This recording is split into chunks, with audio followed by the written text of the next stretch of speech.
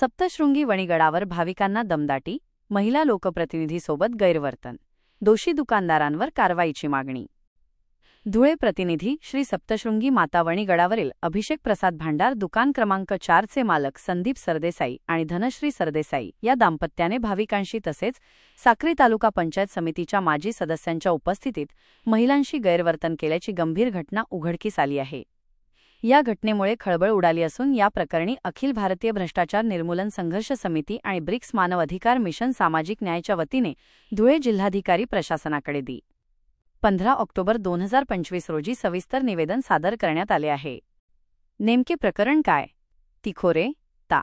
शहादा येथील श्री कांतीलालभाई पटेल यांच्या नेतृत्वाखालील श्री सप्तशृंगी माता पदयात्रा मंडळ कोजागिरी पौर्णिमेनिमित्त 6 ऑक्टोबर वणीगडावर पोहोचले होते. मंडळाने 10 दिवसांपूर्वीच अभिषेक प्रसाद भांडार दुकान क्रमांक 4 येथे 70 भाविकांच्या मुक्कामासाठी जागा आरक्षित केली होती. मात्र 5 ऑक्टोबर रोजी भाविक मुक्कामासाठी पोहोचल्यावर दुकानदार दाम्पत्याने पैसे घेऊन त्याच आरक्षित जागेत इतर भाविकांना प्रवेश दिला. यामुळे आरक्षित जागा मोठी गर्दी झाली आणि पदयात्रेतील महिला, मुले आणि वृद्ध भाविकांना प्रचंड गैरसोयींचा सामना करावा लागला. गैरवर्तनाचे गंभीर आरोप. पावसामुळे अडचणी वाढल्या असतानाही दुकानदारांनी शौचालयाला कुलूप लावून ठेवले. गरीब आदिवासी महिलांकडूनही शौचालयाच्या वापरासाठी पैसे मागितले. या गैरव्यवस्थेविरोधात आवाज उठवणाऱ्या माजी पंचायत समिती सदस्या सौ. मनीषा अनिल देसले, प्रदेशाध्यक्षा अन्याय अत्याचार समिती यांच्याशी सौ. धनश्री सरदेसाई यांनी अत्यंत उद्धट आणि अरेरावीच्या स्वरात वर्तन केले. रात्रीच्या वेळी त्यांच्या बॅगा बाहेर फेकून दिल्या आणि पैसे तोंडावर फेकल्याचा गंभीर आरोप निवेदनात करण्यात आला आहे. दुसऱ्या दिवशी सकाळी श्री अनिलदादा देसले, प्रदेशाध्यक्ष निवड समिती आणि श्री कांतीलालभाई पाटील यांनी चौकशी केली असता धनश्री सरदेसाई यांनी त्यांच्याशीही अश्लील भाषेत बोलत अंगावर धावून गेल्याचा आरोप आहे. अनधिकृत बांधकामाचा मुद्दा. निवेदनात नमूद केल्यानुसार संबंधित दुकानदारांकडे कोणत्याही प्रकारचे नोंदणीपत्र, परवाना किंवा रजिस्ट्रेशन नाही. तसेच अभिषेक प्रसाद भांडार दुकान क्रमांक 4 हे वनविभागाच्या जागेवर अनधिकृतरित्या उभारलेले असून अनधिकृत पार्किंग व्यवस्थाही चालविली जाते. राजकीय मध्यस्थी निष्फळ.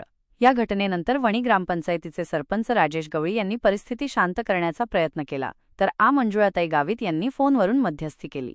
मात्र संबंधित दुकानदार दाम्पत्याच्या अरेरावीच्या वर्तनामुळे वाद मिटू शकला नाही. समितीची मागणी आणि इशारा. अखिल भारतीय भ्रष्टाचार निर्मूलन संघर्ष समिती आणि ब्रिक्स मानव अधिकार मिशन सामाजिक न्यायाचे राष्ट्रीय अध्यक्ष स्वातंत्र्य सेनानी श्री प्रदीप पाटील, बाबा खंडापूरकर यांच्या आदेशाने जिल्हाधिकारी धुळे यांना हे निवेदन सादर करण्यात आले आहे. समितीने या प्रकरणी सखोल चौकशीची मागणी केली आहे.